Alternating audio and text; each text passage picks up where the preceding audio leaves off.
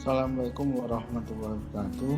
Berjumpa kembali pada video mata pelajaran prakarya dan kewirausahaan kelas 12 semester 2. Pada video kali ini kita akan membahas mengenai wirausaha peralatan teknologi terapan. Perhatikan gambar di samping. Pada gambar di samping terlihat seseorang sedang melakukan penanaman bibit padi. Pertanyaannya, sebenarnya apakah yang menjadi masalah yang dihadapi para petani dalam gambar di samping? Kedua, bagaimana solusi mengatasi permasalahan yang dihadapi oleh petani tersebut?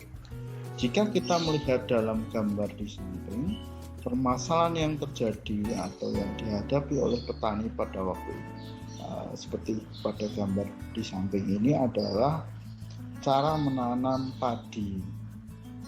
Pada gambar di samping terlihat jika menanam padi ini dilakukan secara manual dengan cara menancapkan benihnya ke dalam tanah. Tentu saja hal ini memiliki kelemahan. Pertama, memerlukan tenaga yang cukup banyak, kemudian efisiensi waktu yang dilakukan juga cenderung lama. Bagi seorang petani, mereka harus menyewa pekerja tambahan untuk melakukan aktivitas atau melakukan penanaman padi.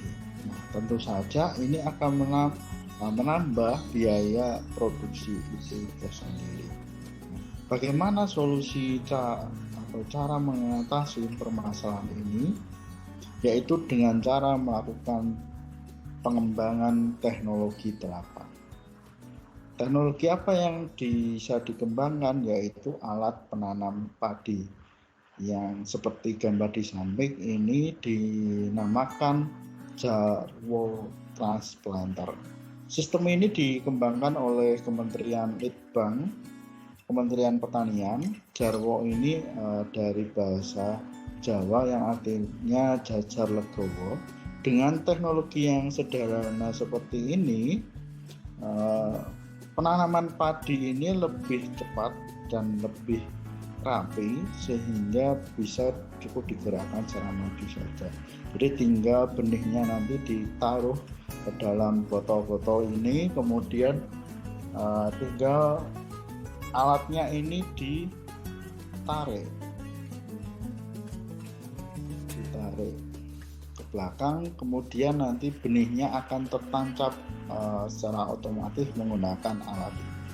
Tentu saja dengan pengerjaan ini jauh lebih cepat, kemudian biayanya juga biaya produksi bisa lebih ditekan.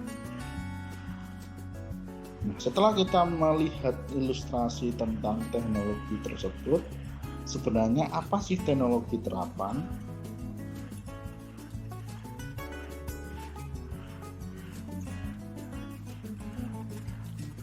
Teknologi terapan adalah teknologi yang fungsinya untuk menjembatani teknologi-teknologi hasil riset yang telah dibuat oleh para peneliti sehingga bisa diterapkan pada kehidupan sehari-hari.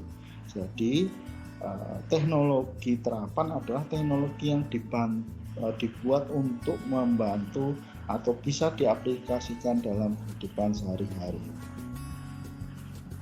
Nah, fungsi teknologi terapan ini adalah pertama untuk alat kesehatan, bisa untuk alat kesehatan, kemudian memiliki biaya yang cukup rendah dan relatif murah, kemudian teknis pembuatannya juga sederhana dan pemeliharaannya juga gampang.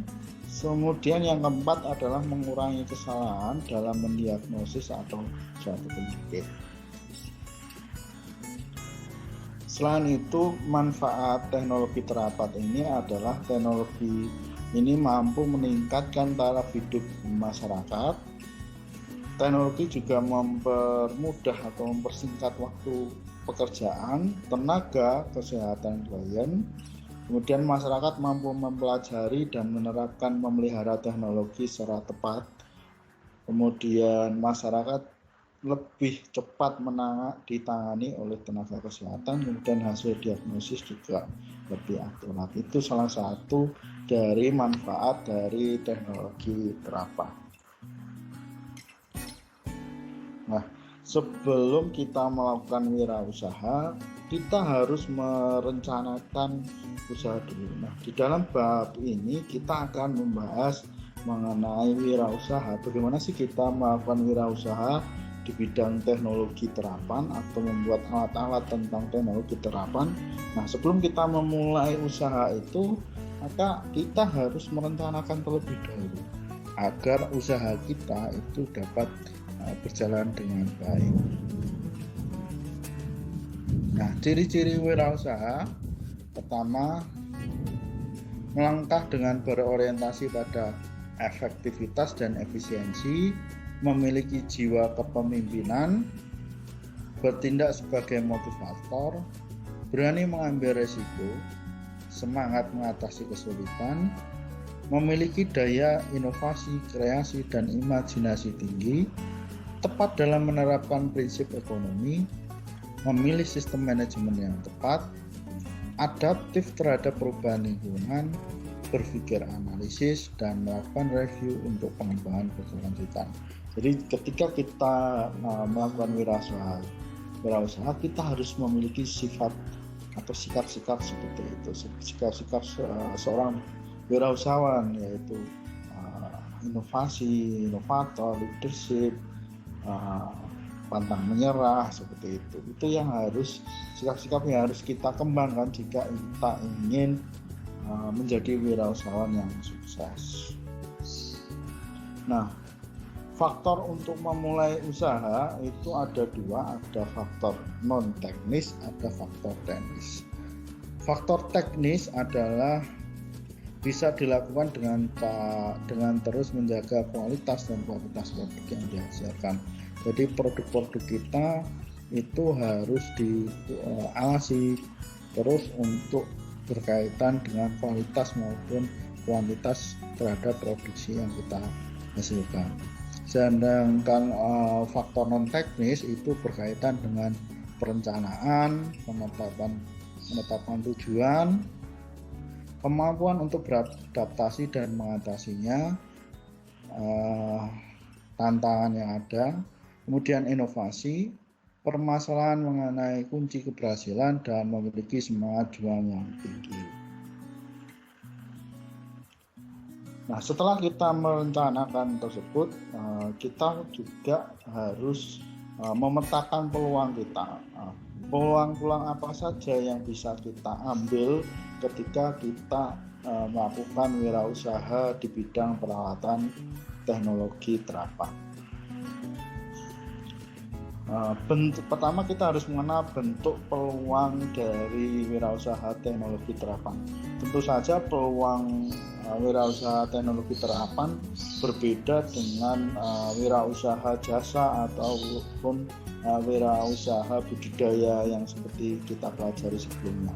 Di dalam wirausaha teknologi terapan, peluangnya diantaranya adalah usaha dapat dijalankan secara internal melalui perubahan cara metode yang lebih baik untuk memilih permintaan pelanggan. Kemudian ide dapat dihasilkan dalam bentuk produk ataupun jasa. Kemudian ide dapat dihasilkan dalam bentuk modifikasi pekerjaan yang dilakukan atau cara melakukan sesuatu pekerjaan. Jadi bentuknya itu bisa berbagai macam.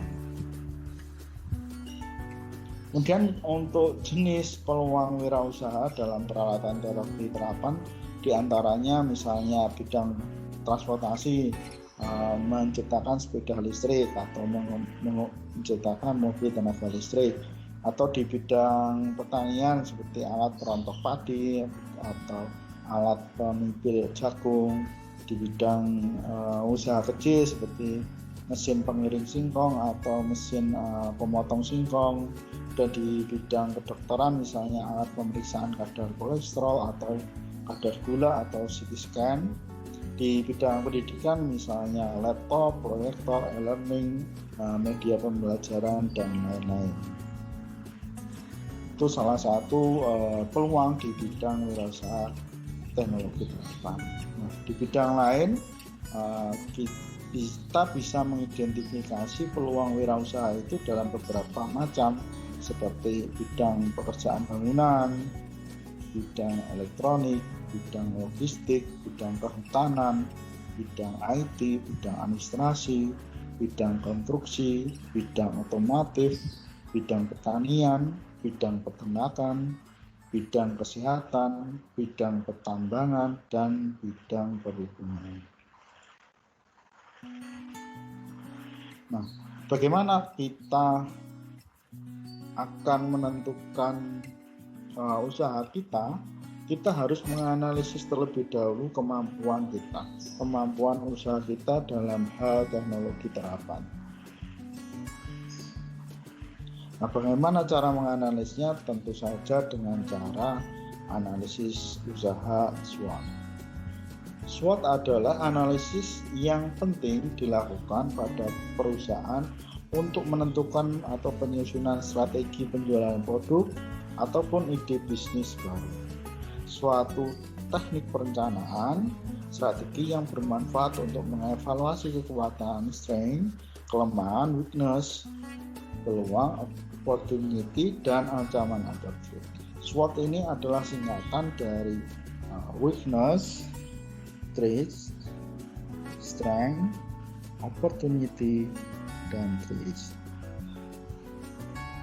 SWOT biasanya dipergunakan oleh perusahaan-perusahaan besar untuk menganalisis suatu peluang usaha ketika perusahaan tersebut akan meluncurkan suatu produk. Sehingga jika kalian sebagai wirausaha pemula, alangkah lebih baiknya sebelum memulai usaha, kalian harus mengenal mengenai SWOT.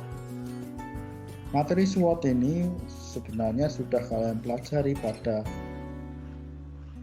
mata pelajaran prakarya dan kewirausahaan di kelas 11.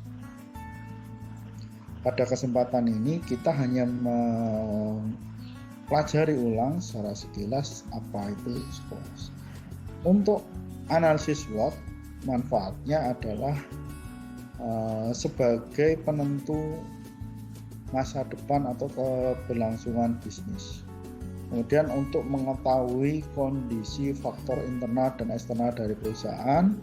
Ketiga, membantu untuk menerapkan prioritas mana saja yang harus didahulukan oleh perusahaan. Yang keempat adalah mengetahui potensi pasar, minat, dan peluang pasar yang bisa dimanfaatkan. Nah, untuk cara menganalisis SWOT, kita harus membaginya ke dalam 4 tahap tadi. Yang pertama adalah strength atau kekuatan. Nah, di dalam strength ini kita harus melakukan pertanyaan-pertanyaan terhadap diri kita sendiri. Pertama, apakah kelebihan yang dimiliki oleh perusahaan Anda? Yang kedua, apa yang bisa membuat perusahaan Anda agar lebih baik dari perusahaan lainnya? Yang ketiga, hal apa yang menyebabkan perusahaan Anda memperoleh penjualan? Yang keempat, apa kelebihan perusahaan yang dilihat maupun dirasakan oleh konsumen Anda? Yang kelima adalah keunikan apa yang dimiliki oleh perusahaan Anda. Pertanyaan-pertanyaan ini adalah berkaitan dengan perusahaan Anda sendiri atau kamu sendiri terhadap pengenalan diri kalian sendiri. Kemudian pada tahap kedua adalah weakness atau kelemahan. Kita harus mengenal kelemahan kita sehingga kita bisa menentukan langkah terbaik mengatasi kelemahan tersebut. Yang pertama, hal yang harus dilakukan atau yang ditanyakan pertama adalah hal apa yang harus ditingkatkan dalam perusahaan Anda.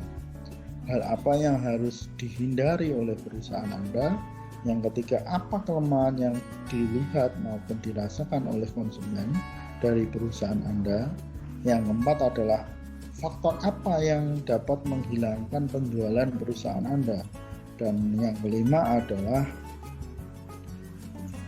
apa yang telah dilakukan pesaing Anda sehingga perusahaan mereka lebih baik dari perusahaan Anda.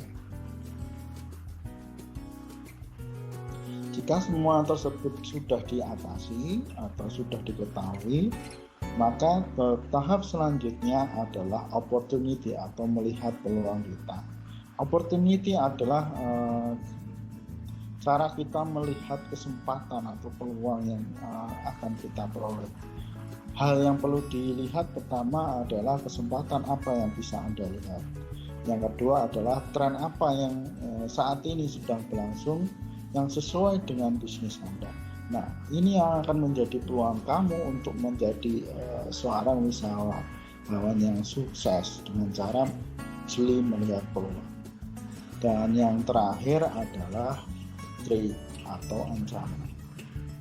Pertama, kita harus mengidentifikasi perkembangan apa yang potensi menjadi ancaman untuk perusahaan Anda. Yang kedua adalah apa hambatan yang sekarang Anda hadapi. Kemudian yang ketiga adalah hal apa yang telah dilakukan oleh pesaing bisnis Anda. Yang keempat adalah apakah ada perubahan dari pemerintah yang bisa mengancam perkembangan bisnis Anda. Yang kelima adalah apakah ada perubahan dari pemerintah yang bisa mengancam perkembangan bisnis Anda. Nah, jika kita menganis pertanyaan-pertanyaan tersebut, bisa kita masukkan ke dalam tabel atau matriks SWOT atau dikenal matriks SWOT. Di mana tabel ini terbagi menjadi 3. Yang pertama, kita menganalisis peluang dan ancaman, ada faktor eksternal maupun ada faktor internal. Kemudian yang kedua, tabelnya ada kekuatan, kita menganalisis kekuatan, memanfaatkan peluang berdasarkan kekuatan, kemudian mengurangi ancaman. Kemudian yang tabel yang ketiga adalah kelemahan, dengan menganalisis kelemahan kita dengan memanfaatkan peluang dan menekan kelemahan kita. Demikian video pembelajaran kali ini. Apabila ada kekurangan saya mohon maaf. Assalamualaikum warahmatullahi wabarakatuh.